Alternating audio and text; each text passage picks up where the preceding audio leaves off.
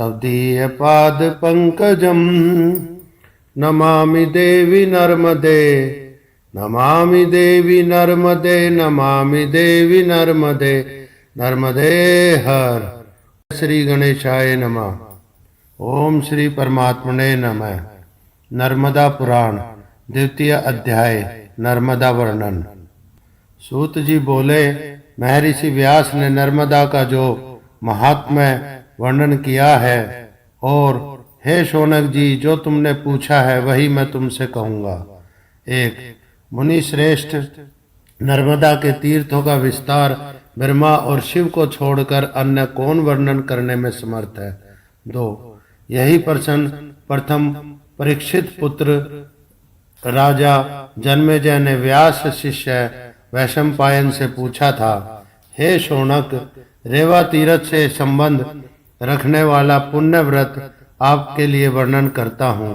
पूर्व काल में परीक्षित यज्ञ दीक्षा में दीक्षित हुए, तब यज्ञ कर्मों के आरंभ होने पर हविष्य आदि द्रव्य संचित किए जाने पर तथा ब्राह्मणों के सभासीन होने पर, अग्नि का आह्वान किए जाने पर तथा सर्वत्र धर्म कथाओं की प्रवृत्ति होने पर, अनिर्ष यज्ञ भूमि में जनों द्वारा हे कुलपति दीजिए, भोग लगाइए इत्यादि शब्द सुने जाने पर और विनोदियों द्वारा विनोद परिहास करते हुए स्वर्गीय सभा के समान इस प्रकार यज्ञ के आरंभ होने पर सुखपूर्वक बैठे हुए वैशंपायन से जन्मेजय ने पूछा।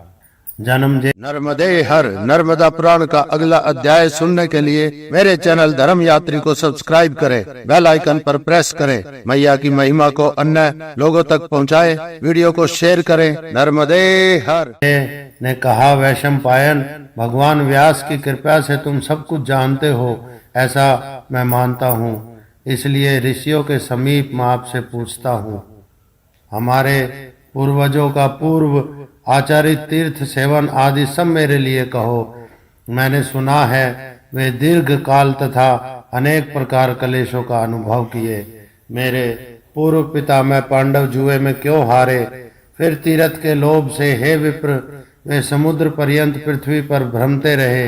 हे तात, किसके साथ अनेक भूभागों पर वे विचारे, वह सब कहे, मैं आपको सर्वज्ञ मानता हूँ। वैशंपायन बोले, भूस्वामिन, जो आपने पूछा है अनग, महर्षि वेद व्यास और त्रिलोचन भगवान शंकर को नमस्कार करके मैं वर्णन करूंगा।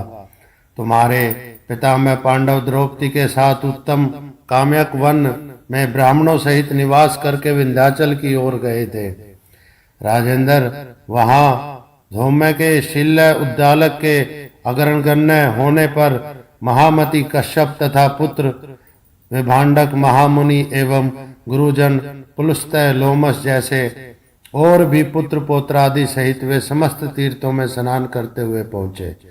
वे वहां पवित्र आश्रमों का दर्शन करके सुंदर विपिन और मनोरम छटा का अवलोकन करते हुए विंध्याचल के वन में प्रविष्ट हुए, जो कि चंपा, कनेर, नाग केसर, पुन्नान, सुल्ताना चंपा, मोलश्री, कचनार, अनार, पुष्पित, धवल कहू, विल्व, गुलाब, केतकी, कदम्ब, आम, महुआ, नीम, नींबू, तेंदु, नारियल, कैथा, खजूर, कटहल आदि नाना प्रकार के वृक्षों एवं गुलम लताओं से युक्त पुष्प फल से परिपूरित कुबेर के उद्यान चैत्र रथ के समान था।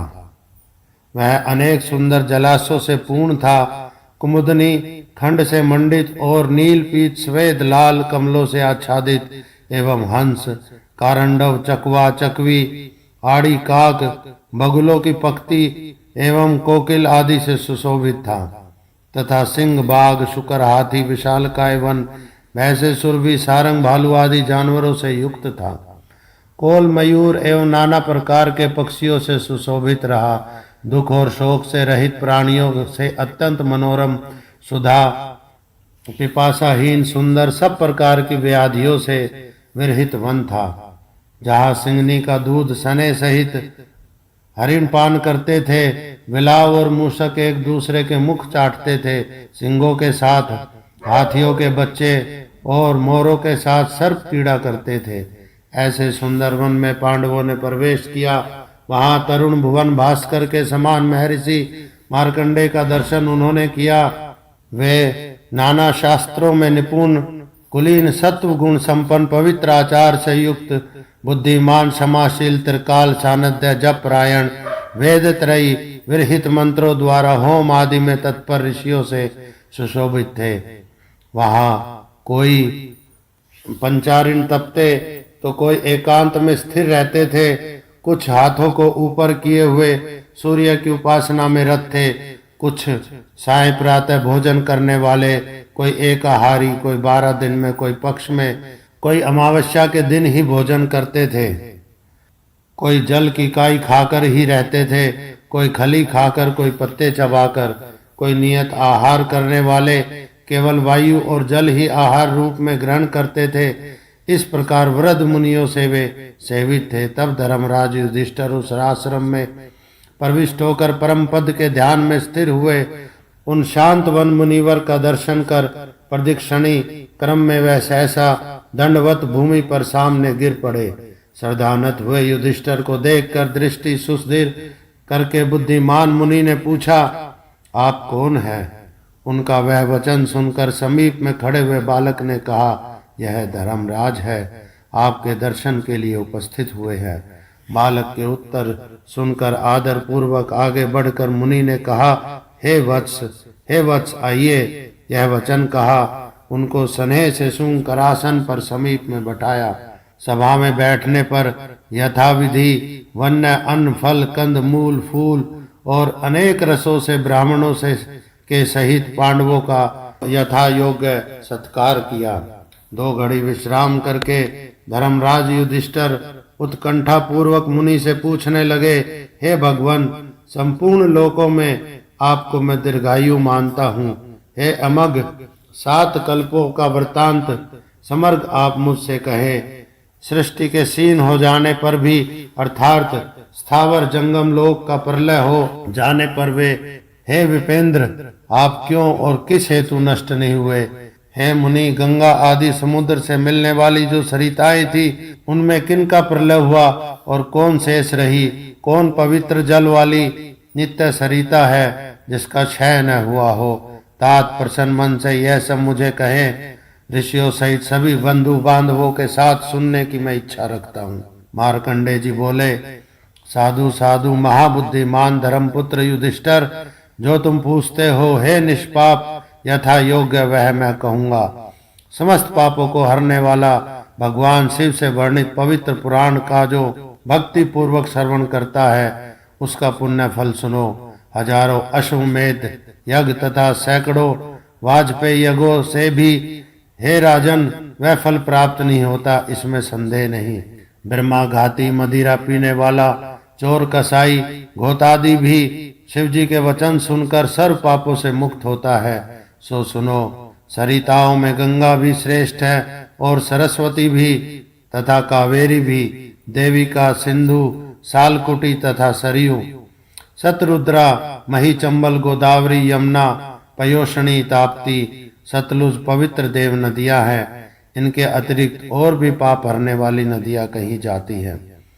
किंतु हे नरश्रेष्ठ, ये जो प्रश्न तुमने किया है वह कहता हूँ।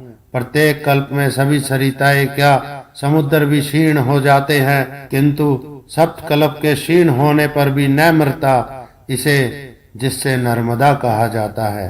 राजेंद्र, नदियों में सर्वोत्तम यह एक ही नर्मदा सदा विद्यमान रहती है। हे महाभाग मुनिवृंद, वंदनीय जल पूर्ण गंगा आदि अन्य सभी नदियां क्षीण हुई, किंतु प्रथम कल्प में देवी नर्मदा को मैंने विद्यमान देखा। हे अनग, इसी से मैं तुम्हारे लिए उसका वर्णन करता हूँ। हे राजेंद्र, तीनों लोकों में आश्चर्यमयी यह विख्यात है। यह नर्मदा महात्म्य वर्णन का दूसरा अध्याय समाप्त। नर्मदे हर। नेक्स्ट वीडियो के लिए मेरे चैनल धर्म यात्री को सब्सक्राइब करें, बेल आइकन पर क्लिक करें, वीडियोस लाइक और शेयर करें, कमेंट्स करें।